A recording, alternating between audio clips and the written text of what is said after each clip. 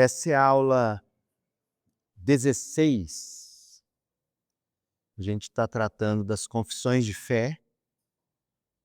E hoje nós vamos dar um passo adiante e vamos falar das confissões de fé como sendo oportunidades ou documentos que guardam e preservam a verdade.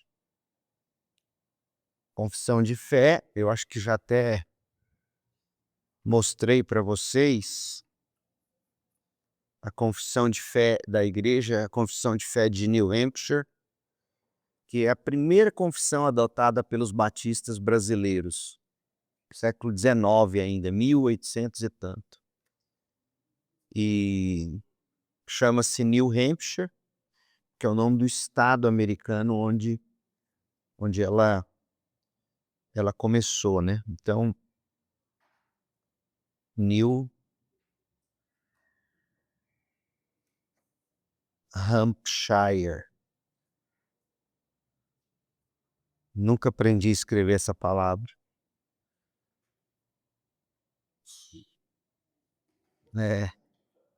Confissão de fé de New Hampshire. É o nome do estado americano onde ela nasceu. E os missionários chegam para o Brasil e traduzem esse documento. Eles traduzem a confissão de fé e eles traduzem o pacto. A confissão de fé diz respeito ao conteúdo da verdade que a gente crê e o pacto, a conduta que a gente deve adotar com base no fato de que cremos em Cristo e abraçamos um conjunto de verdades. A Bíblia, ela afirma com muita clareza que a igreja é a coluna e o baluarte da verdade. Coluna e fundamento. Então você tem um edifício, né? Você tem aqui um templo. E o que sustenta esse templo? Primeiro, está bem escondido, geralmente debaixo da terra mesmo. Ou você vai ver em alguns edifícios que essa base, esse fundamento, ele sobe um pouco, você até vê alguma borda dele. Mas você tem um fundamento. E sustentando, digamos, todas as paredes e tudo mais, essa coluna não está muito boa não, o cara ficou torta. Você tem uma coluna, já viu os templos? Então você tem o fundamento, que pode se chamar também baluarte. Baluarte. Que é esse fundamento aqui. Sobre o que o edifício é construído. E você tem a coluna, que sustenta esse edifício em pé. Pois bem, Paulo diz que a igreja, ela é a coluna ou o pilar que sustenta a estrutura, a base, fundamento sobre o qual o edifício repousa com segurança. A verdade mencionada em 1 Timóteo 3,15 é a revelação divina concedida aos homens. Aquela revelação especial que teve início lá no Éden, quando Deus começa a falar com Adão e Eva, né? Você se lembra o que Deus começou a falar com Adão e Eva? A verdade é a revelação especial. O que Adão e Eva ouvem de Deus desde o início? Olha, vocês podem comer de todos os frutos, do fruto de todas as árvores do jardim, menos do fruto da árvore do conhecimento do bem e do mal, porque no dia em que vocês comerem desse fruto, certamente morrerão. E Deus deu outras instruções a Adão. Deus falou para ele dar nome aos animais e tudo. Então, essa primeira comunicação de Deus com o homem é a revelação da verdade. Então, por exemplo, quando Deus fala que o homem pode comer de todas as árvores do jardim, ele está dizendo: eu estou provendo para você, eu sou o seu provedor. Bondoso, inclusive, porque não estou te dando só um tipo de árvore, estou te dando várias, bondade, fartura, está mostrando que Deus é bom. E quando ele diz, vocês não podem comer da árvore do conhecimento do bem e do mal, ele tá colocando um limite. Ele está revelando uma verdade: olha, no dia que você comer, você vai morrer. E o fato de ele falar também está dizendo que ele é um Deus que se comunica com as suas criaturas, sobretudo com o ser humano que foi criado à imagem e semelhança de Deus. Então, a revelação de Deus, ela começa no Éden, com Adão e Eva, Deus falando com eles. E o que Deus disse já desde o início é verdade, é uma verdade, é a verdade. E essa revelação divina, ela percorre toda a Bíblia. Ela é o que nós vamos chamar de, a gente já mostrou isso aqui, essa linha do tempo que começa aqui com Adão e Eva,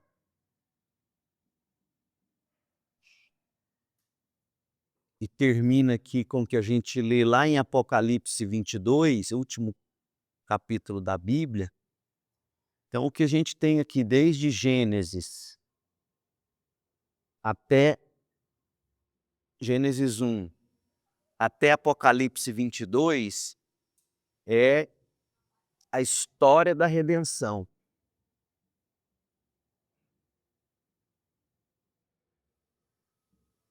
É a história da redenção. E tudo o que acontece nesse intervalo entre Gênesis e Apocalipse é o que a gente chama de revelação progressiva. Por que que é progressiva? Porque Deus está dando progressivamente, né, novas revelações, novas informações. E isso tudo que Deus está fazendo aqui é o que a gente chama de Bíblia. Isso aqui é a Bíblia, que é a verdade. Certo? Então, quando você fala da nova aliança, que a gente está falando aqui, culminou no estabelecimento da nova aliança. A nova aliança é Jesus Cristo. Aqui na história, no meio da história da revelação bíblica, você tem Cristo, você tem a cruz. Né? Então, tudo no Antigo Testamento apontou para Cristo. Cristo é revelado no Novo Testamento e tudo a partir dos evangelhos, até a gente chegar em Apocalipse, é por causa do que aconteceu em Cristo. Então, a nova aliança, que é Cristo, tem como centro glorioso o mistério da piedade, ou o Evangelho. 1 Timóteo 3,16. Então, quando Paulo chama a igreja de coluna e fundamento da verdade, necessária para a salvação dos homens, ele está dizendo que essa verdade foi confiada para a igreja guarda ela, a igreja preserva ela, a gente preserva isso, a Bíblia, a verdade, então a gente preserva, a gente proclama, A igreja preserva essa verdade, a igreja proclama essa verdade. E o mais interessante, a igreja é o produto dessa verdade. Como assim? A verdade bíblica, o evangelho, é o que gera crente. A gente nasce ouvindo a palavra de Deus. A fé vem pelo ouvir, e ouvir a palavra de Cristo. Então, quando a gente se converte ouvindo, nós somos produto dessa verdade, que é a Bíblia, a revelação dela. Somos produto dela. E aí, quando nós temos um ajuntamento de crentes que são produtos do evangelho, esse ajuntamento que se reúne num pacto, assim como marido e mulher se unem num pacto, chamado aliança, e esse ajuntamento reunido por um pacto, esse ajuntamento, ele, produto do evangelho, o que ele faz agora? Ele preserva isso. E ele proclama isso. A igreja,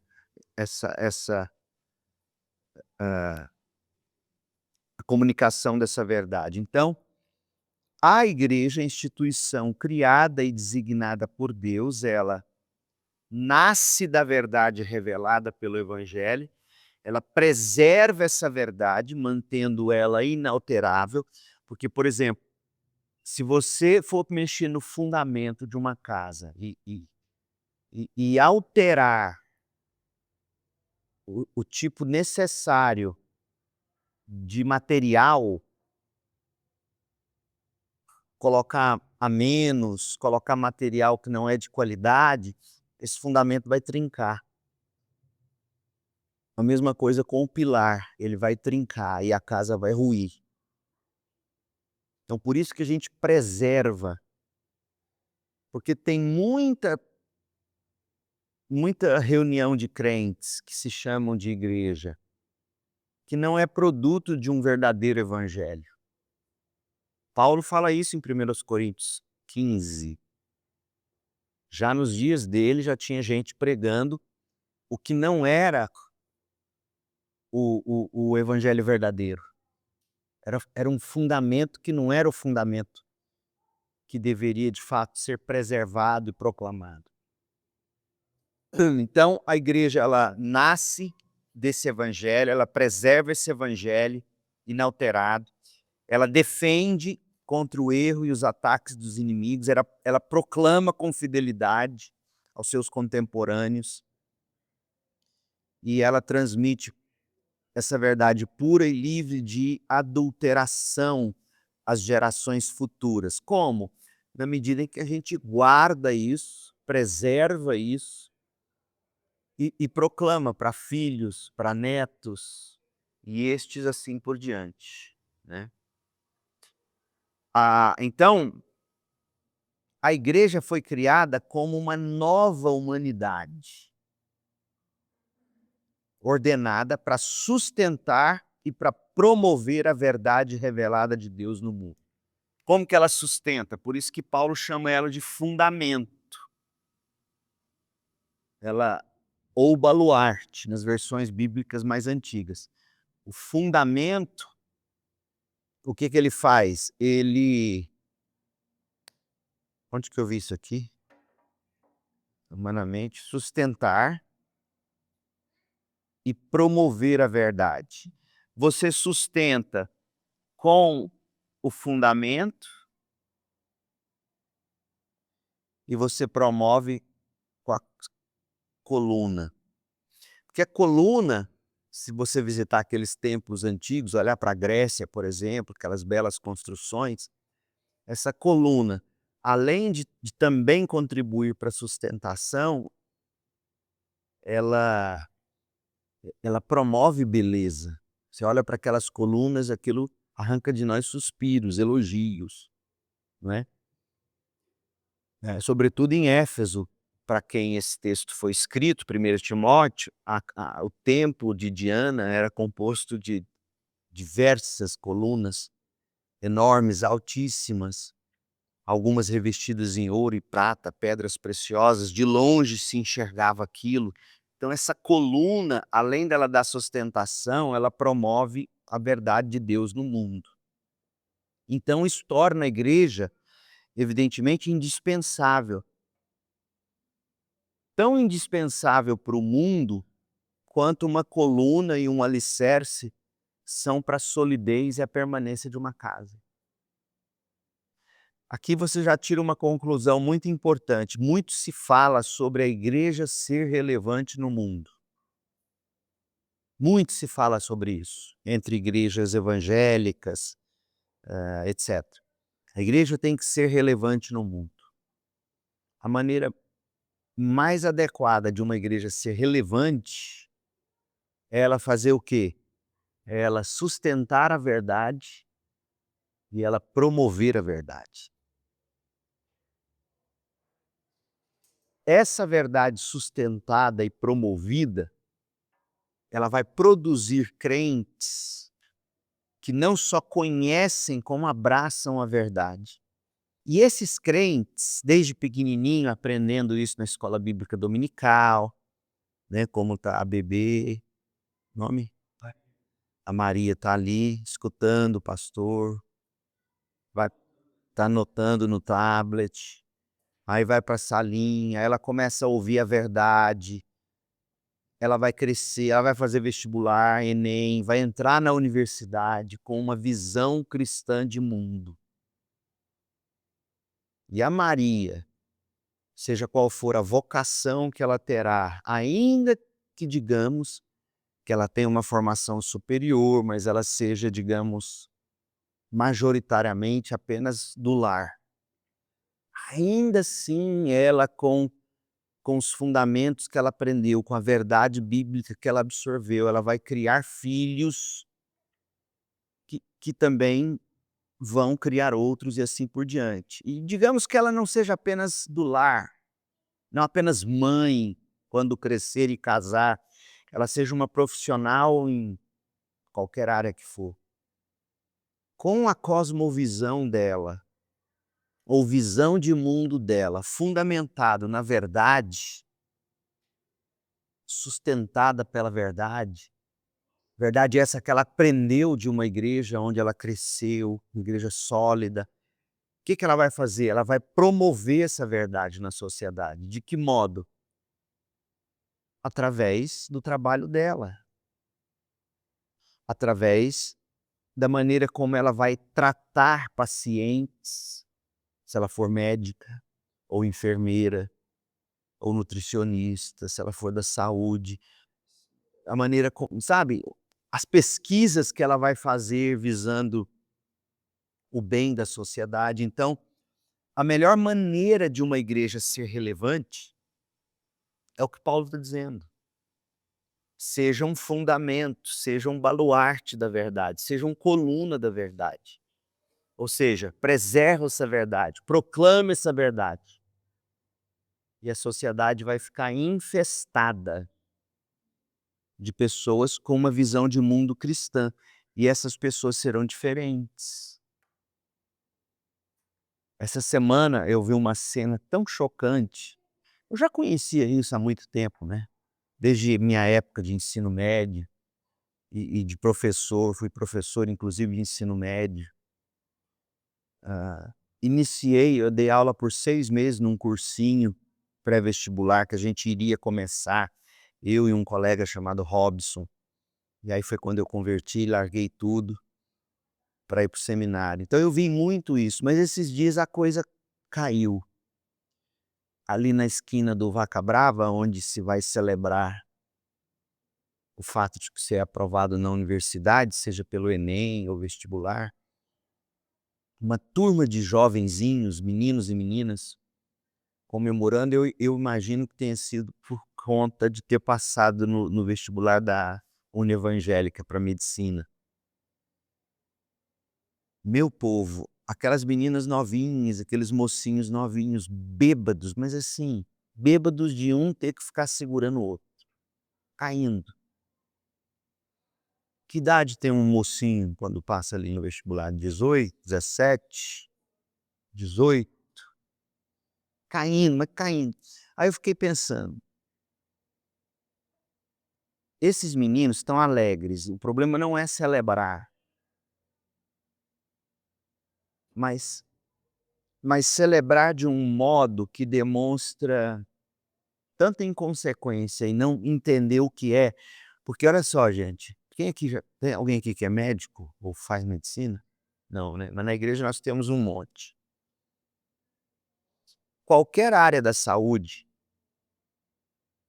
qualquer área da saúde, se você é um profissional da saúde, mas vamos pensar no médico, você lida com questão de vida e morte. Ser médico, ser da saúde, seja qual for a sua área, é uma questão tão árdua, é um ministério, é uma vocação tão árdua, que você não pode já começar isso embriagando-se com vinho onde há dissolução, porque você se tem algo que você não vai poder fazer como médico, é fugir da realidade. E é isso que a embriaguez faz, te rouba da realidade, te sequestra da realidade. Aí eu fiquei pensando: "Será?", provavelmente não. Será que esses adolescentes, esses jovenzinhos que foram aprovados, têm noção do que os aguarda como médicos? Eu eu tenho quase certeza que não. Não entendeu que qualquer profissão, tá, não é só médico não, qualquer um, é uma entrega gente, é uma entrega. É você se dar pelo outro, por aquele a quem você vai servir com o seu dom e o seu talento. Seja um fotógrafo, seja um pastor, seja um advogado, seja um médico, um nutricionista, um terapeuta ocupacional, qual que é a sua função mesmo, amigo? Engenheiro agrônomo, dona de casa, síndico de um prédio, prefeito de uma cidade, presidente da república, um senador, um juiz, não importa a sua profissão. Você é chamado, isso é o seu trabalho. Todo trabalho é um chamado, é uma vocação divina. E você é chamado para se desgastar pelo outro, no que você faz. Não é só o pastor, não é só o missionário, não é só o médico, é qualquer área. E sabe quem é que ensina esse tipo de visão? É o cristianismo. É a verdade do cristianismo que ensina isso. E se a gente não entende isso, o que que acontece? Você vai para o trabalho, para o mercado de trabalho, ou mesmo já na faculdade, você começa a se desiludir. Você fala: "Não, mas não foi isso que eu pensei". E se você espremer, é que a pessoa pensou em algo que de repente ia só beneficiá-la, beneficiá-la, beneficiá-la, quando na verdade, a Bíblia ensina que nós somos chamados a receber o benefício enquanto fazemos com alegria, com amor. Esse é o nosso maior benefício em qualquer vocação, é você estar se desgastando pelo outro e vendo o fruto do seu trabalho e sua alma ficando satisfeita. Você sabia que é isso que se fala de Jesus lá em Isaías 53? Isaías 53, profetizando sobre Jesus, diz que ele verá o trabalho da sua alma e ficará satisfeito. É nisso que um profissional tem que buscar satisfação, no fruto do trabalho da alma dele. Foi isso que Jesus ensinou, é isso que a Bíblia ensina, essa é a verdade. É óbvio, você vai escolher uma profissão que te dê condições de se sustentar, de se manter uma família, de sustentar missionários, dar seu dízimo, é óbvio, você tem que pensar nessas coisas. Entretanto, O que você faz lá, a busca de satisfação no que você faz, é em ver o fruto do seu trabalho e falar: "Que maravilha, glória a Deus", é fazer o que Deus fez logo depois que ele terminou a criação. E viu Deus que era bom. O que era bom? O que ele criou, como ele criou, para o que ele criou, a beleza com que ele criou todas as coisas. Deus vê o fruto do seu trabalho e diz: "É muito bom". Então isso não tem nada a ver com confissão de fé, mas quando a gente fala de preservar a verdade, esse é um tipo de verdade que deve ser preservada, proclamada para os adolescentes, para o jovenzinho pensando na faculdade e assim por diante. A gente precisa levar isso em consideração. Não é apenas sobre sentir-se satisfeito com o que você faz, porque aquilo te confere algum status. Ah, como é bom, eu sou, e aí você se gaba, né. A Mari que é fotógrafa, sou a melhor fotógrafa de Goiânia, digamos. E ela se gaba por ter quanto será que custaria um equipamento bom de foto hoje? Uma câmera com lente, você vai gastar quanto? Hã? 15, 20 mil. Aí você tem aqui a bolsa de couro que vende não sei aonde, você vai gastar mais uns 2 mil numa bolsa dessa, 1.000 e tanto.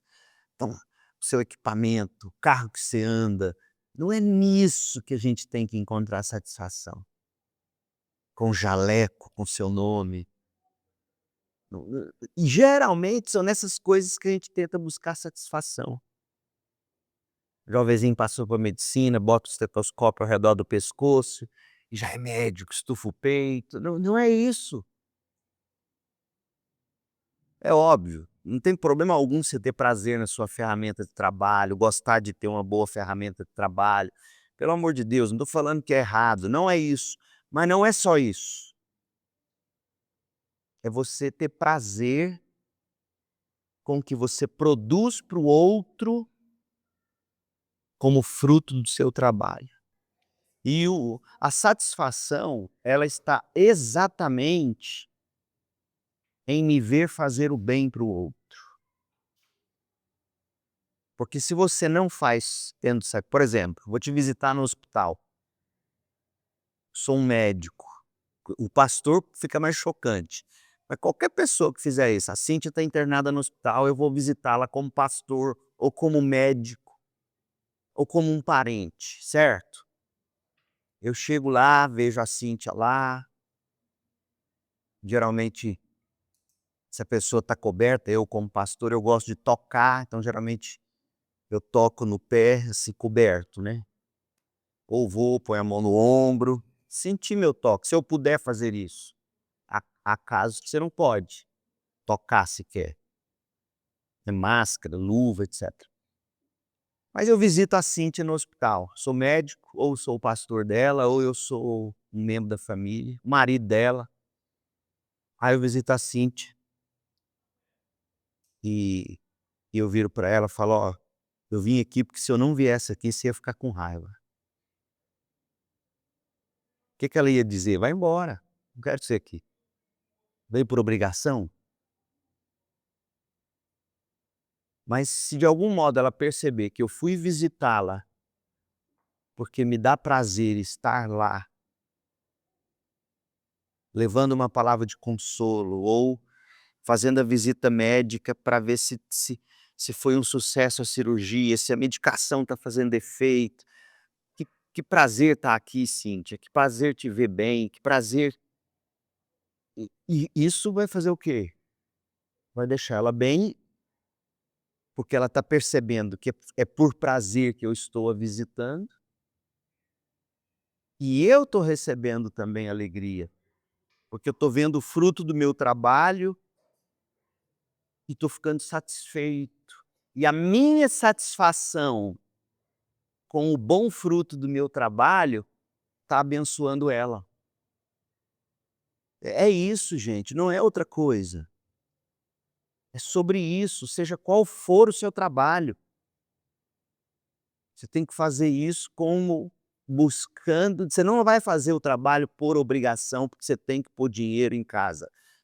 Primeiro que isso vai te matar, você não vai conseguir, você vai viver uma vida miserável se você pensar assim. E segundo, que você não estará abençoando as pessoas as quais você vai estar servindo com o seu trabalho. Não é só sobre entregar resultado, é sobre ter prazer no processo e no resultado que você está entregando. Isso glorifica a Deus. Jesus Cristo viu o trabalho da sua alma na cruz e ficou satisfeito. Essa é a grande lição. Por isso que a sociedade está como está, os profissionais que a gente vê em todas as áreas. Pastor, o senhor colocou esse desenho, a gente viu a oportunidade quando era jovem, ministro da juventude, de trabalho de férias e ajudar pedreiro. Né? Então eu já fiz, cafoquei para fazer fundamento. É uma das partes mais difíceis, mais cansativa, mais grata, porque assim, a parte que fica encoberta. Né? Ninguém vê. E aí eu estava pensando exatamente nesse ponto, né? Por exemplo, olhando para a nossa realidade, a nossa igreja, o esforço da igreja, o seu, dos pastores, de trabalhar na fundamentação, é um trabalho que fica invisível, porque depois essas pessoas, por exemplo, seja médico, dentista, fotógrafo, você não vai ver elas proclamando muitas vezes no ambiente de trabalho o esforço da fundamentação, mas elas vão fazer. Então, assim, às vezes... E elas vão entregar. Porque assim, mas esse talvez seja o problema da... Não, talvez seja a nossa igreja contemporânea, mas assim, a preocupação mais com o que se vê do que com o que não se vê, mas fundamenta, entendeu? Então, assim, aí as pessoas estão proclamando, jovens, enfim, movimentos que proclamam o quê? Coisas que não são fundamentadas, sabe? Então, esse esforço de fato, por exemplo, que nem da Maria, para mim me alegra saber que eu estou numa igreja que vai me auxiliar como pai, fundamentar a vida dela. Isso. E você estava dizendo, ô Mirgo, outra coisa que é muito ingrata em tudo isso, raríssimas serão as vezes em que alguém que recebeu o bom fruto do seu trabalho vai voltar para te agradecer. Raríssimas vezes.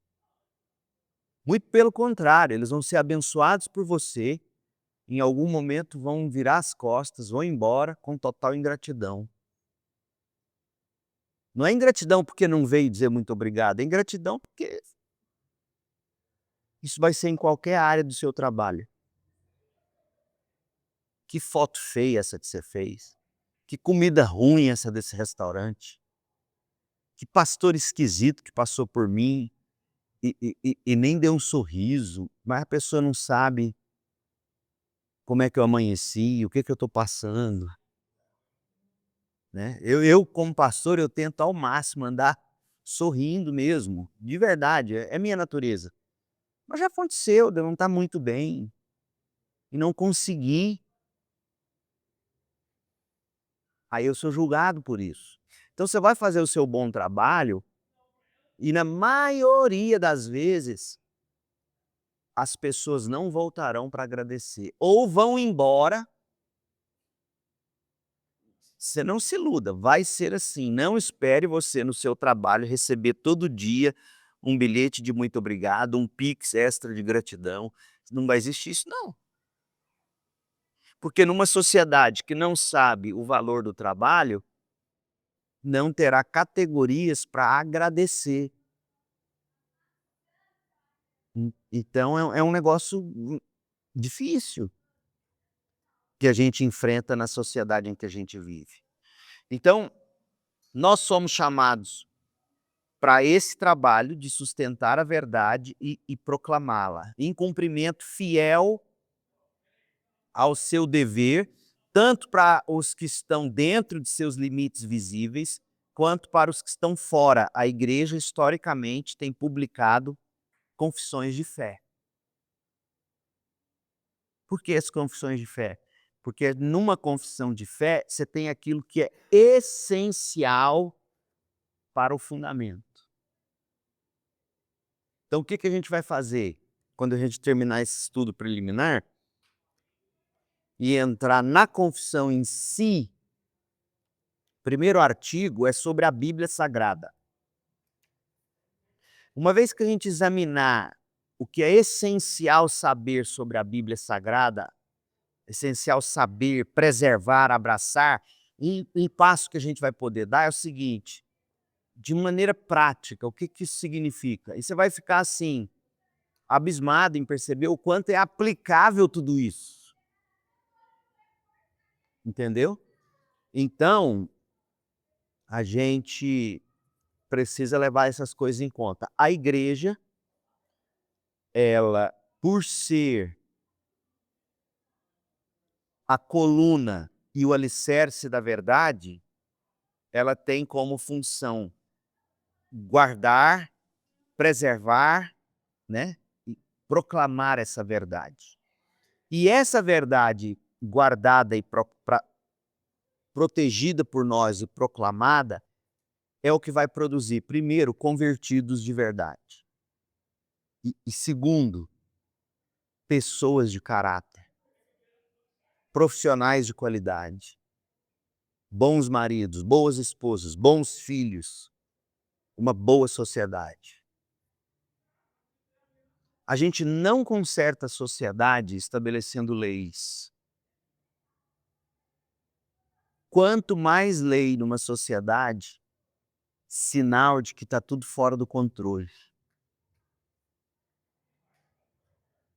Por que que o Sandro Mabel está enchendo a cidade de radar e de câmera e não sei mais o quê? O taxista que me levou um dia do aeroporto para casa disse que é porque ele quer arrecadar dinheiro e pagar as contas de Goiânia e do Brasil inteiro, com as multas de trânsito. Tudo bem, até acredito que tenha isso. A indústria da multa, não nego isso. Mas você já observou o que que o motorista em Goiânia é capaz de fazer?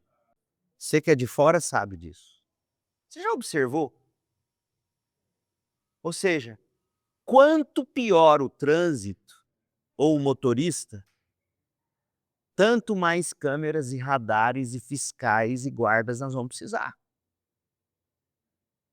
A lei de uma sociedade, ela não conserta uma sociedade, ela age para impedir que essa sociedade perca de vez o controle.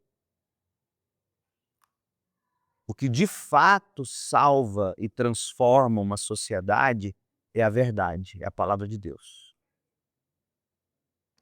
E aí no próximo domingo a gente prossegue. Deus abençoe, meu povo.